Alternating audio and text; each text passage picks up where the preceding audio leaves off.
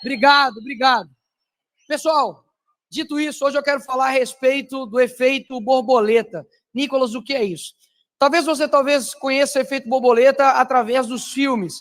O efeito borboleta, basicamente, conta uma história fictícia de um homem que escreve nos diários todos os acontecimentos dele, da sua vida, e depois chega a determinado momento da sua vida que quando ele lê, ele volta para o tempo que ele está lendo. E, basicamente, quando ele volta, ele toma algumas decisões diferentes e isso impacta no seu futuro. Isso vai acontecendo durante o tempo, ele vai mudando o futuro dele conforme ele vai mudando o passado. E hoje eu quero aqui falar do efeito borboleta, que muitos também podem conhecer como o da lagarta, né? Que vem uma lagarta, depois vem o casulo e depois vem o quê? Vem a borboleta. Opa, não, esse daí não. A borboleta não, pô. É a outra borboleta. Pronto. Outra borboleta. Calma. Teve um erro aí agora. E a borboleta. Talvez vocês conheçam esse efeito borboleta, mas não é desse efeito borboleta que eu estou querendo dizer. O efeito borboleta que eu estou querendo dizer é o que foi descoberto em 1960 pelo Edward Lorenz. E ele diz o seguinte, presta atenção, quem falar agora é petista. Diz o seguinte, de que análise de como pequenas alterações nas condições iniciais de grandes sistemas podem gerar transformações drásticas. Ele era um matemático e um meteorologista. E ele viu o seguinte, olha, vou fazer aqui uma suposição de um clima e vou alterar alguns decimais, para baixo ou para menos. Será que isso vai dar algum efeito? E ele via que isso mudava absolutamente tudo lá na frente, nos padrões climáticos. Ou seja, pequenas alterações nas condições iniciais de um grande sistema pode gerar transformações drásticas. E aqui eu quero passar algumas desses exemplos de que mudanças pequenas no rumo da história de alguém fez grandes diferenças. O primeiro diz respeito na era do futebol, por exemplo. Na época, o Real Madrid, ele estava com uma estrela, que era o Beckham, e nisso o Barcelona queria contratar o Beckham. Mas aí o Manchester, né, tinha o Beckham, e aí o Barcelona queria contratar o Beckham. E aí o que ele fez? Ele não conseguiu, o Real Madrid foi lá e deu um chapéu e trouxe o Beckham para o Real Madrid. O Ronaldinho iria para o Manchester, só que o Ronaldinho agora era a segunda opção do Barcelona. E aí o Ronaldinho foi parar no Barcelona. E o Manchester, que ficou ali sem ninguém, acabou indo atrás de um garoto promissor na época, não sei se vocês conhecem, que chama-se Cristiano Ronaldo. Ou seja, se não fosse o chapéu que o Real Madrid deu no Barcelona, a gente teria David Beckham no Barcelona, a gente teria Ronaldinho Gaúcho no Manchester e a gente provavelmente teria Cristiano Ronaldo no Arsenal, né? Ou seja, pequenas mudanças fizeram tudo mudar. Talvez o Ronaldinho Gaúcho não seria 2 vezes melhor do mundo. Talvez o Cristiano Ronaldo, 6 ou 7 bolas do mundo que ele tem, de melhor, né, do mundo, 6, né? Não teria 6, o Beckham não teria sido a estrela que ele é no Real Madrid, ou seja, pequenas mudanças fizeram grandes transformações. O segundo exemplo que eu quero dar de efeito borboleta aconteceu em um caso de um homem que foi dormir, só que a mãe dele ligou para ele. A mãe dele liga para ele, começa a trocar ideia com ele muito cansado, tinha uma reunião no outro dia, e ele falou, quer saber, vou cancelar essa reunião. Acordou no outro dia, com preguiça, e falou, olha, realmente não vou assistir Simpsons. E no meio dos Simpsons, corta-se ali o desenho e começa o noticiário, de que tinha acontecido uma explosão em um prédio muito famoso nos Estados Unidos. O dia anterior era 10 de setembro, era 8 de setembro, e neste dia era 9 de setembro, ou seja, foi o ataque às Torres Gêmeas. Este homem, 11 de setembro, é porque nos Estados Unidos é 9/11, desculpa. E aí por isso que eu confundi. Desculpa, gente. Quando bate o inglês na mente, perdão, estou zoando. E aí como você sai de algo bem, né? E nisso, ele não foi para esse encontro que aconteceria nas Torres Gêmeas. Esse homem nada mais é do que o Michael Jackson. E o Michael Jackson, talvez, se ele não tivesse, né, ido e conversado com a sua mãe, ligado para a tua mãe, a mãe dele tivesse ligado para ele talvez teria sido morto naquela reunião nas Torres Gêmeas. Eu não estou pedindo para você ser preguiçoso, tá? Eu estou dizendo para que você, é o que a Bíblia fala no sentido de você dar graças em tudo, né? Talvez você se atrasa no trânsito, talvez aconteça algo ruim na tua vida, talvez algo não sai conforme o ordenado, mas talvez isso de fato pode salvar a tua vida. O outro exemplo que eu quero dar de efeito borboleta está na Bíblia. Na Bíblia não, perdão, eles trocaram o slide. É do William Wilberforce. Alguém já ouviu falar desse cara aqui? Levanta a mão, seja sincero. Pouquíssimas pessoas, papo de ninguém. Ok, ninguém conhece, que bom. Opa, tem uma ali. Uma pessoa conhece o William Wilberforce. 2, 3, tá bom. Esse cara, quando ele tinha 9 anos de idade, ele perdeu o seu pai, foi morar com seus tios em Londres, e lá ele conheceu 2 pessoas, na qual ele se converteu ao cristianismo. Quando ele chega na faculdade, em Cambridge, acontece o quê? O que acontece com um jovem quando entra na faculdade? Ele deixa a sua fé, né? Pois é, infelizmente. Ele deixou a sua fé e aos 21 anos decidiu entrar no parlamento britânico. Ele ganha as eleições e o seu amigo William Pitt, com 24 anos, se torna o primeiro-ministro ali também do Reino Unido. E nisso, ele, durante o recesso do parlamento, ele vai passar férias na Riviera Francesa e lá ele conhece um matemático cristão que chega para ele e começa a ministrar e falar coisas no coração dele, e ele volta ao que ele era antes e se torna um cristão. E ele fala o seguinte, isso aqui marcou muito meu coração. Ele diz, eu lamento ter negligenciado por tanto tempo as indizíveis misericórdias de seu Deus e Salvador. E nisso ele decide continuar na política, mas como ele se converteu novamente, entrou aquela crise que muitos cristãos têm, né? De falar, poxa, eu estou aqui, tenho minha missão pastoral, tenho minha missão evangelística, mas ao mesmo tempo eu tenho a política, qual dos dois eu sigo? E ele quis sair da política, mas os seus amigos gratamente desencorajou ele e ele seguiu para dentro da política e ele fez um discurso contra o tráfico negreiro ali no Reino Unido. E depois de 20 anos somente, foi aprovado uma lei pelo fim da abolição de escravos. E depois de mais 26 anos, quando ele já estava fora do seu cargo público, seus amigos falam com ele, olha, você já está fora, mas ainda tem muito a que se fazer contra a escravatura aqui e no mundo, e você precisa dar um discurso. E aí, depois de muita oração e muita dedicação ali, ele fala, beleza, eu vou lá. E aí ele fala a público a seguinte frase, jamais pensei em vir a público novamente, mas nunca se dirá que William Wilberforce se manteve em silêncio enquanto os escravos precisavam de sua ajuda. Depois de 3 meses, foi aprovado uma outra lei que também acabava com o que estava acontecendo ali contra os negros, e depois de 3 dias, ele morre. Eu não ia mostrar aqui o rosto e o nome dele, porque muitos de vocês não conhecem ele, isso aqui é um ponto muito interessante.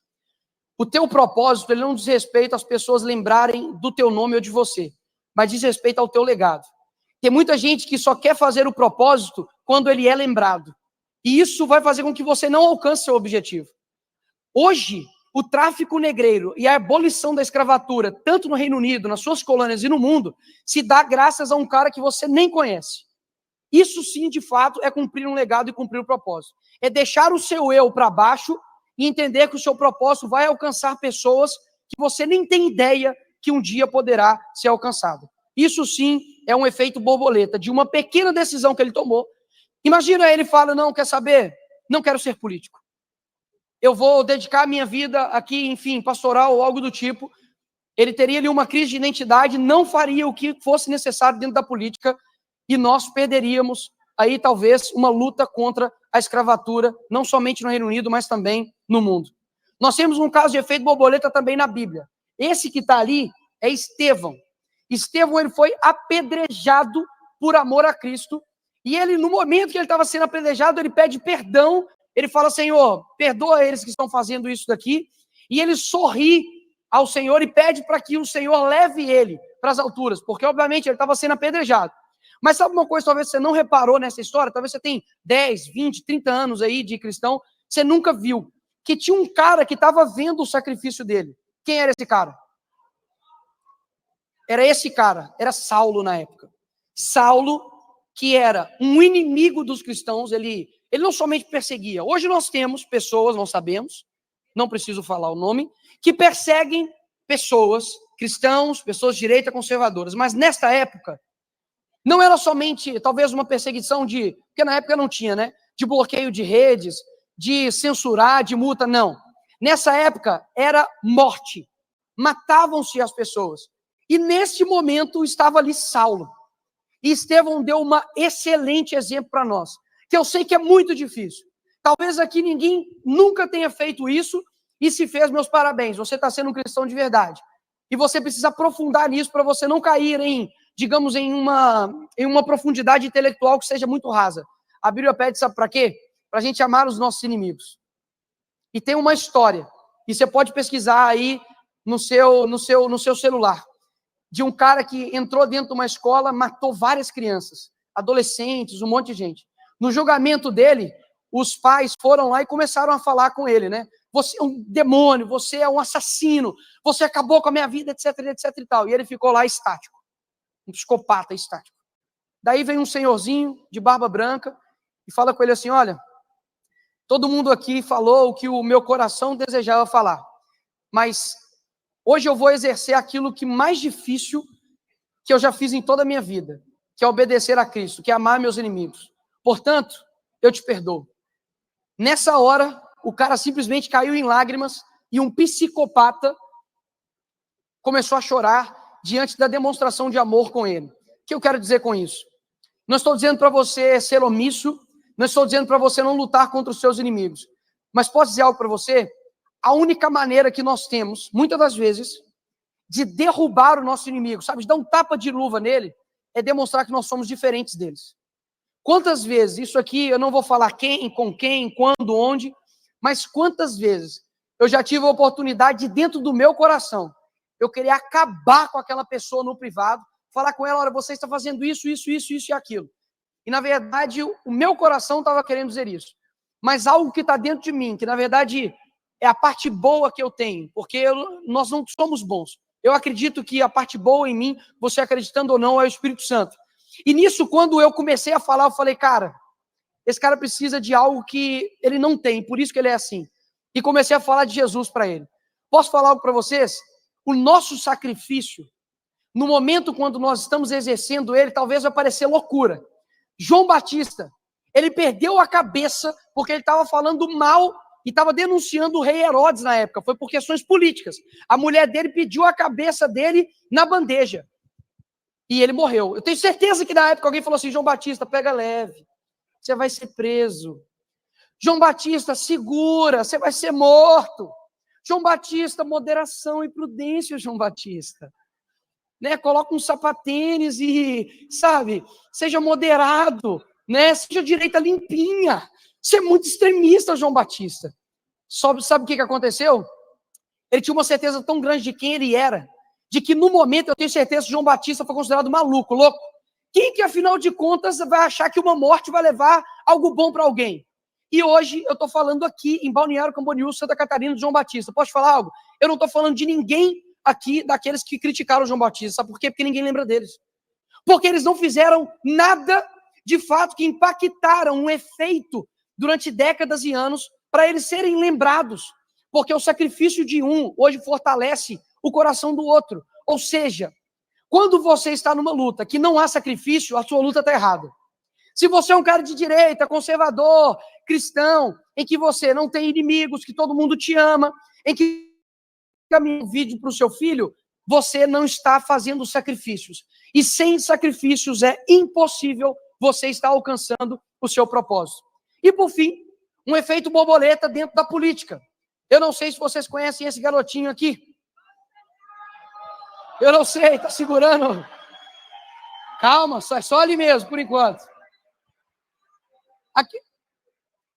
Tá segurando uma traíra ali. Depois eu vou perguntar o nome dessa traíra.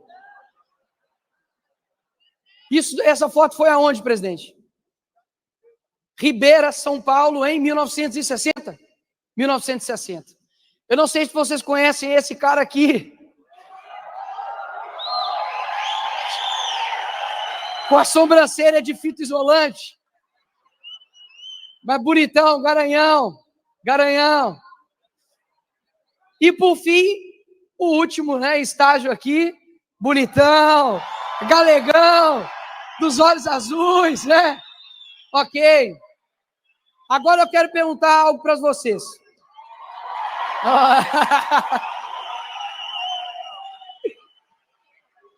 Agora eu quero perguntar algo para vocês, segurem. Esse garoto que está aqui, esse garoto aqui, presidente, não sei o que você estava pensando naquela hora, não sei, era teu pai que estava do lado, né, seu Geraldo, estava do seu lado. Nesse dia, o senhor imaginou que o senhor se tornaria presidente da República? Seja sincero. Não. Todas as decisões do Bolsonaro, desde a época em que ele era do tamanho de um peixe, que ele era do meu tamanho, desde essa época, todas as decisões que ele tomou culminou, bem ou mal, para ele cumprir o seu propósito. Todas. O dia talvez que... Não, ele não acorda tarde, né? E nem atrasado. No dia em que ele decidiu ir para uma padaria e não a outra. No dia que ele decidiu ser um pouco mais, digamos, a essência dele, né? Vocês entenderam, né? Quando ele decidiu ser quem ele era, esse que é o meu ponto. Quando ele decidiu ser quem ele era, o propósito, ele estava no rumo do propósito dele. Só que em 2014, se ele não tivesse feito o que ele fez, talvez ele não estaria aqui hoje. E eu quero mostrar para vocês um vídeo. Pode dar play aí.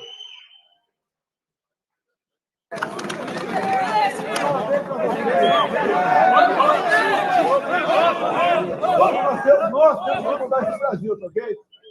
Alguns vão morrer pelo caminho, tá? Mas eu estou disposto em 2018, seja que Deus quiser, tentar jogar para a direita esse país.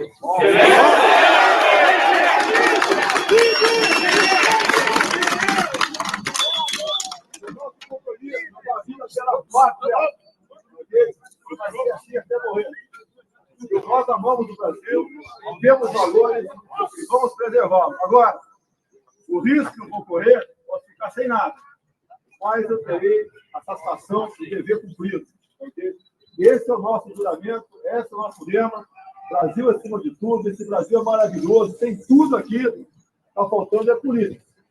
Há 24 anos eu apanho igual um desgraçado em Brasília. Mas apanho de bandido. E apanho de bandido é motivo de orgulho e de glória. Okay? Vamos continuar assim. Okay? Nesse dia, ele se colocou à disposição para se candidatar, né, aí em 2018. E eu quero mostrar algumas coisas para vocês de que se ele tivesse dito um não, o que nós perderíamos. Olha só o que nós iríamos perder caso ele não tivesse dito um sim para o seu propósito. Pode passar aí.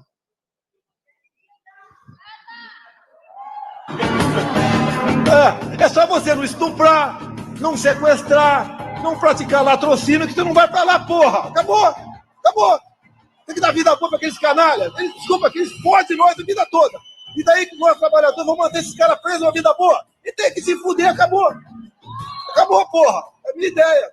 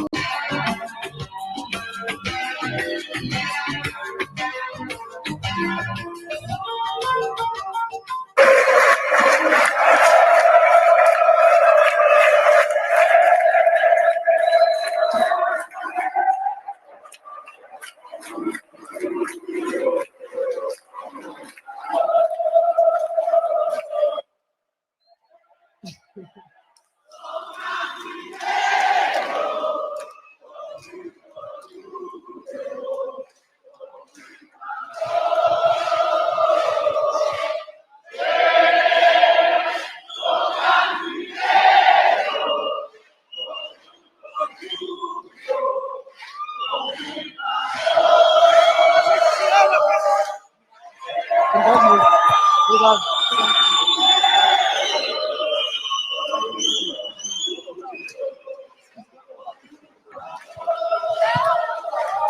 Dito isso, obviamente só tem uma coisa para eu poder dizer ao presidente, segura que eu ainda tenho 10 segundos, de que se as coisas alterarem, Bolsonaro, daqui para frente, né, se as coisas mudarem, eu tenho 3 opções para presidente de 2026. Tenho 3 opções. Primeiro, Jair. Segundo, Messias. E terceiro, Bolsonaro.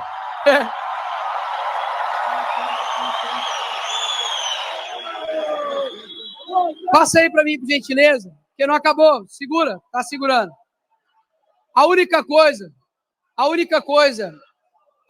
que eu quero que vocês entendam aqui, e eu estou finalizando, é o seguinte.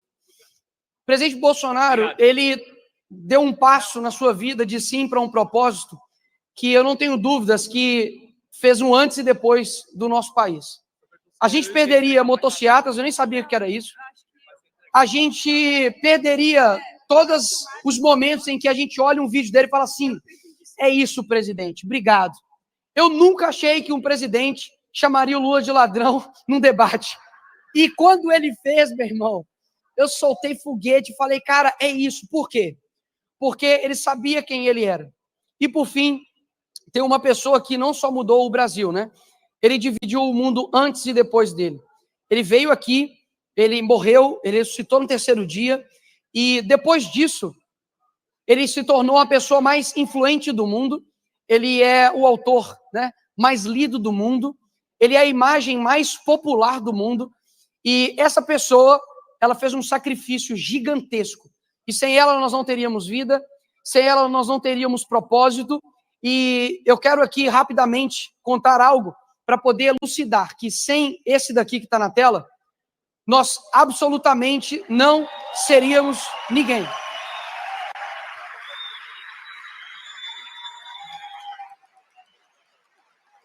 E por que eu digo isso? Porque de tudo o que está acontecendo hoje no nosso país, eu não tenho dúvidas que o presidente quase morreu, né, com uma facada. Nós temos aqui diversos representantes, né, Tarcísio, Jorginho, Michele, outros diversos deputados, né, amigos, colegas, Eduardo Bolsonaro, Júlia Zanata, Gil, Lucas, enfim, um monte de gente que sofre todos os dias por um propósito maior. Mas posso dizer algo para vocês? Em momentos de tristeza, em momentos onde, e eu coloco eu aqui, momentos que a gente sente fraco, eu não tenho dúvidas que só tem um nome que dá força para tudo que nós estamos fazendo, que de fato é Jesus. E eu quero dizer algo aqui para vocês, e finalizando mesmo, que da mesma forma como existe uma árvore genealógica, onde você tem os teus pais, os filhos, os netos, eu quero que você tire agora como se um dos seus avós não existisse. Se o seu avô não existisse, quem deixaria de existir? Você, certo? E eu quero mostrar a árvore de influência, né? Pensa que você é uma pessoa e todas as suas ações, elas vão gerando outras ações, né? Quais ações nós estamos tomando hoje? Que, de fato, ou gera vida ou gera morte, né? Então, eu vejo hoje aqui muitos pré-candidatos, né? Pessoas que querem entrar dentro da política. Sei que aqui tem diversas pessoas que estão no ramo da educação, da advocacia, Vacite está aqui. Várias pessoas, né, que são professores, que dedicam a sua vida. Eu preciso, as tias do Zap, que são o 4º poder do Brasil, né? Quero dizer algo para vocês. Todas essas pessoas que fizeram algo pelo mundo, elas sabiam quem elas são. Sejam pessoas genuínas. Sejam pessoas que saibam que o que vocês estão postando na rede social, você, candidato, que diz defender isso, isso, isso e aquilo, se você não for genuíno com isso, a tua árvore genealógica, mas de influência, ela vai morrer. E você nunca vai conseguir atingir de fato, de verdade, as pessoas. Não ache que... Teve um dia que eu ouvi isso do Bolsonaro, né? Aquela cadeira lá da presidência, eu não quero ela nem para o meu pior inimigo, né? Claro, uma figura de linguagem, de dizer que as altas posições, elas são muito boas. Eu tenho certeza que o carinho que o Bolsonaro recebe do brasileiro é algo assim inigualável. Mas o sacrifício e o alto nível de dedicação, de desgaste que há também em fazer um grande propósito, ele é proporcional. A direita já deu diversos passos com relação a isso. Há 10 anos atrás, nós não tínhamos CIPEC. Há 10 anos, nós não tínhamos esse tanto de página que tem aí, não tínhamos loja de camiseta opressora, de nada disso. E hoje nós temos aí livros publicados do Jair Bolsonaro, tem o meu, tem o Brasil Paralelo, tem um monte de gente. Ou seja, nós estamos dando um passo. Só que ainda falta muito tempo. E quando você olha, né, a nossa vida, poxa, há 10 anos, eu estava com 18 anos. Eu estava entrando na faculdade de cabelo branco e o único bolsonarista na minha sala, né? Sim, eu estava com cabelo branco. Sim, eu era parado pela polícia, né? Talvez se eu tivesse seguido esse caminho, eu estava aqui no slide do Derrite aqui de ser preso, né? Graças a Deus, eu não segui este caminho, né? Ou seja, há muito tempo. O que nós fazemos na vida ecoa na eternidade. Tenha extrema seriedade, entendendo a gravidade do propósito de cada um que está aqui. Talvez aquilo que você fala, talvez aquilo que você defende, a sua atitude, pode gerar cascatas, efeitos borboletas, que você nem vai ter ideia. Mas uma pequena mudança no presente vai alterar todo o futuro. O Brasil do futuro, ele existe, mas depende de nós agora. Muito obrigado.